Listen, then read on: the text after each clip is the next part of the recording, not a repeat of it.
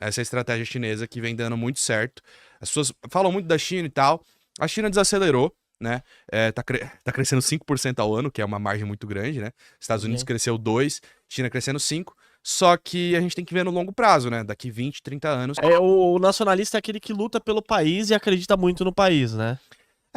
Assim, o nacionalismo, ele é um Ah, termo muito amplo, né? E infelizmente ele ficou manchado em alguns sentidos, né? Nacionalista, aí pensa no Mussolini e tal, né? No sim, sim. fascismo.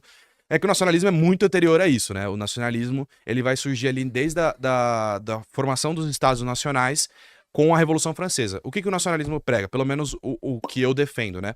Que o Brasil, ele tem que buscar os interesses do Brasil, né? Sim, Porque, concordo. infelizmente, se a gente ficar neutro, os outros países que já estão em cima, eles vão se sobrepor a gente.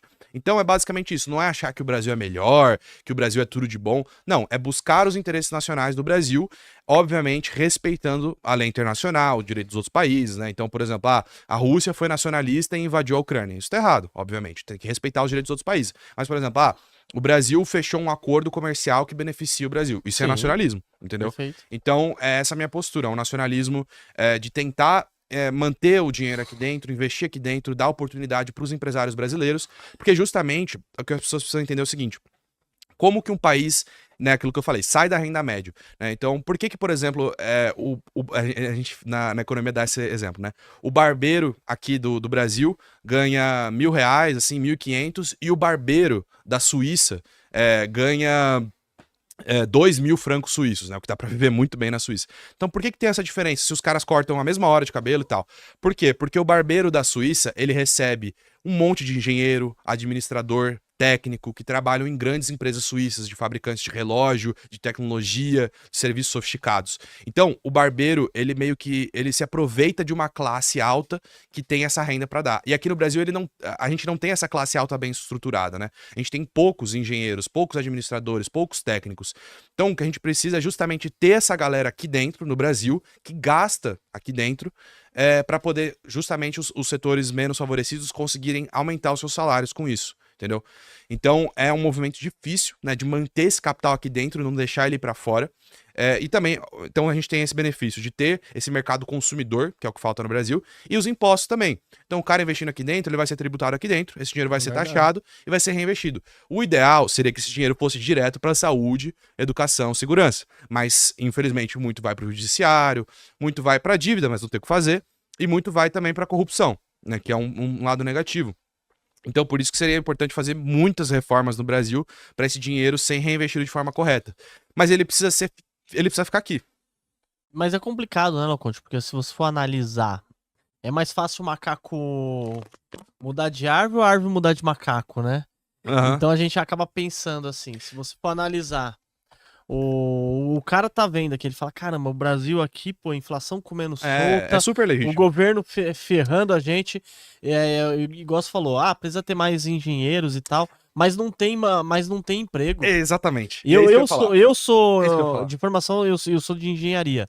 Na época que eu me formei, o professor falava assim, pode formar até 2030, o tanto de engenheiros não vai dar. Vai sobrar vaga de engenheiro ainda. Vai ter mais vagas de engenheiro, né? Ó, Sabe o que aconteceu na época? Eu me formei bem ali quando a tecnologia tá começando a bombar. aham. Aí, exemplo, antigamente precisava, sei lá, de 5 engenheiros numa obra grande, 6, 10 engenheiros. Com a tecnologia, precisava de um engenheiro, alguns equipamentos ali e começou, meu, tipo assim, Automatizar. começou a automatizar muito. Então, você me lembrou uma perspectiva muito boa, que assim, realmente, a gente tem formação, a gente tem emprego, só que aliás, a gente tem pessoas formadas, mas não tem emprego. Por quê? Porque o emprego não tá aqui, as empresas não estão aqui. A gente não tem, as multinacionais que estão aqui, elas têm um número limitado e a gente não tem empresa nacional para empregar essa galera. Por isso que eu, novamente, prezo o investimento nas empresas. Então, por exemplo, quando a gente tem esse excedente de mão de obra, ocorrem duas coisas: fuga de cérebro e uberização. Então, por exemplo, eu tenho 3 amigos engenheiros que não estão mais no Brasil. Eles foram buscar emprego na Alemanha e na França. Por quê? Porque lá tem empresa. Lá o cara trabalha na Volkswagen, que tem muito mais emprego do que a Volkswagen aqui no Brasil. Se a gente tivesse a nossa própria Volkswagen, do tamanho que é a Volkswagen, ia ter emprego para esses engenheiros trabalharem, entendeu? Então tem esse problema. E aí, ou o cara vai para fora do país, o que eu não julgo, porque realmente a situação aqui é complicada, ou o cara vira Uber. Por quê? Porque não tem emprego de alto valor agregado, emprego bem estruturado aqui, porque não tem empresa nacional para fazer isso. E é o exemplo da Ford, né? Que saiu do Ford Brasil. também. Por que ela saiu aqui do Brasil? As condições não estavam favoráveis porque o nosso consumo caiu muito, né? Então é meio que uma bola de neve. Então assim, não tem empresa para o cara trabalhar. Então não tem emprego. Como ele não tem emprego, ele não consome. Se ele não consome, as empresas não têm por que produzir aqui. Então elas fecham. Então assim, tem modelos, né? O pessoal gosta de falar muito da Irlanda. A Irlanda realmente ela é uma empresa que quase não tem. Ela é uma empresa. Ela é um país que quase não tem empresa nacional. Muitas das empresas dela são estrangeiras, né? Então a Irlanda abriu o mercado, diminuiu os impostos e recebeu muitas empresas estrangeiras. Só que tem algumas questões. A Irlanda, de fato, é um país pequeno, com 6 milhões de pessoas, e ela está no meio europeu do mercado único europeu. Então é fácil das empresas irem lá. Aqui no Brasil, por ser um país da América Latina e por ser um país muito grande, eu não vejo outro caminho senão tentando desenvolver as nossas empresas, né? Não tem empresa estrangeira o suficiente e nem condições favoráveis para elas virem para cá. Então a gente vai ter que fazer a nossa Ford. Mas não tinha que ser. O Brasil ele não tinha que ser igual à China.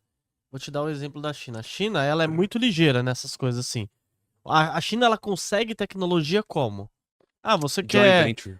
Exatamente. Você quer. Elon Musk, você quer produzir o iPhone aqui? Quer. Então você vai ter que Distribuir sua tecnologia. distribuir sua tecnologia com alguma empresa. Então eles conseguem pegar Foi assim que a tecnologias BYD surgiu.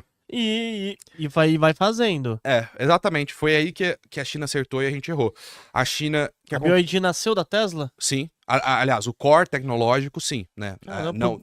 Por isso que é de primeiros É de BYD, primeira. né? Sim, é o que a gente chama de joint venture, né? Que a empresa ela vai para o país e ela compartilha o core tecnológico, né? Então, as patentes e tal, e aí a BYD se aproveitou disso. Mas assim, só para dar um panorama geral. Então, a China tem a revolução lá comunista, né? Do Mao Tse-tung. E aí a gente tem as reformas do Deng Xiaoping, que foi o cara que falou assim, a frase dele é sensacional, que ele fala assim: não importa a cor do gato, né? Se ele é preto, se ele é branco, o que importa é que ele pegue o rato. Ou seja, não importa se é comunismo, se é liberalismo, o que importa é, eu quero eficiência, eu quero produção, eu quero que o chinês viva melhor. Então, o que o Deng Xiaoping fez? Ele criou as zonas econômicas exclusivas, que às vezes ele abriu essas zonas em alguns lugares da China, como por exemplo Shenzhen, e aí falou, ó, empresas estrangeiras podem vir aqui, vocês podem se aproveitar da nossa mão de obra barata. Era na época que a gente fala, chinês é escravo, chinês ganha pouco. Hoje o chinês ganha mais que o brasileiro. Hoje o chinês Hoje ganha o chinês mais? ganha mais que o brasileiro. Eu sabia disso daí. Já virou, essa chave virou acho que em 2017, 2018. Hoje o salário médio chinês é maior que o brasileiro. Hoje o chinês ganha mais e vive mais que o brasileiro. Então, nem o chinês quer vir pro Brasil, tá vendo? Exatamente. Passou essa época. Então, assim, ele falou, ó, pode vir pra cá. Mas se vocês virem pra cá, vocês vão se aproveitar da nossa mão de obra, que é barata, vocês vão pagar salário baixo, custo baixo, só que vocês vão compartilhar o core tecnológico. Foi assim que surgiu a BYD e foi assim que surgiu Xiaomi, que compartilhou o core tecnológico da Samsung e também da Apple, só que em menor escala. Eles pegaram essa tecnologia e falaram, ok, agora é minha vez. E eles tiveram sucesso aonde a gente não teve sucesso. E aí é isso que eu me debruço para estudar. Por que a China conseguiu e a gente não? Por que a Coreia do Sul conseguiu e a gente não, né? Porque a Coreia do Sul também. A Samsung é nada mais que uma emulação da Apple. E aí o Xiaomi é uma emulação dos dois. E vai fazendo essas cópias. Então é justamente isso. A China soube aproveitar o estrangeiro, aprendeu e repetiu. E agora repetiu numa escala maior, em alguns setores com qualidade maior. Tem a própria Huawei também, que é uma outra gigante de tecnologia de smartphones, né? Então, esse foi o processo da China. E é tudo uns celularzinhos legais, né, meu? Sim, e é aquele negócio, não é a coisa mais cara do mundo, não vai ter a melhor câmera, mas supre a demanda total do mercado chinês e inunda os mercados emergentes. E aí que é bom entender, tem mais gente em país que está se desenvolvendo do que país rico. Então vale mais a pena você vender um negócio... balde, né? Mais barato. Exatamente. Essa é a estratégia chinesa que vem dando muito certo. As pessoas falam muito da China e tal. A China desacelerou, né?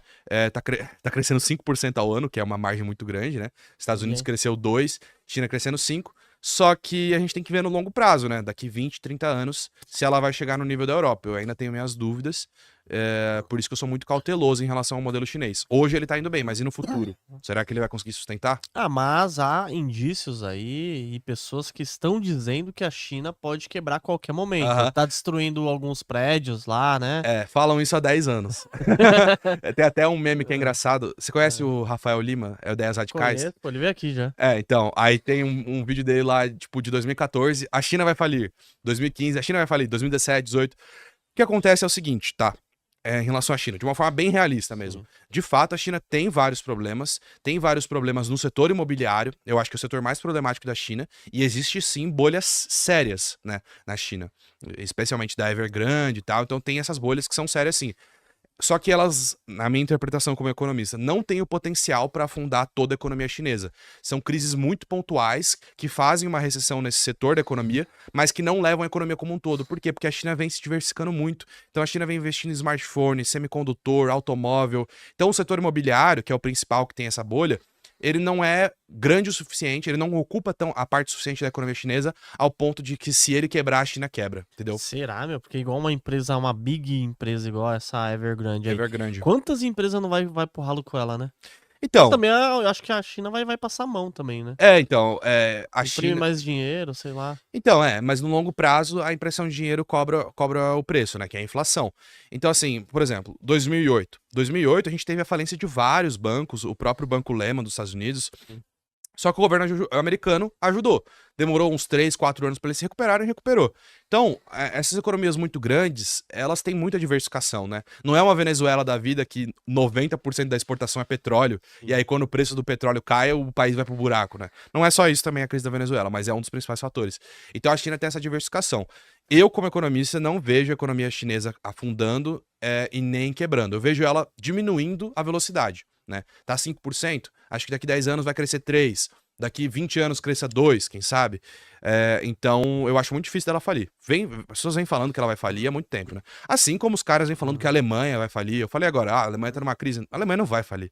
A Alemanha tem gigantes multinacionais, também é uma economia muito diversificada, produz automóvel, produz até alimentos, né? A indústria alimentícia alemã é bem forte. Então, assim, não é por causa de uma crisezinha que o país vai falir. Para analisar ações, BDRs, fundos imobiliários, acesse a plataforma do Investidor 10. Inclusive, para você gerenciar a sua carteira, saber quanto de dividendos você vai receber. Inclusive, eu deixei a carteira da minha filha, a Laurinha, ela tem 3 anos e já invisto para ela. Todos os ativos tá no link aqui embaixo.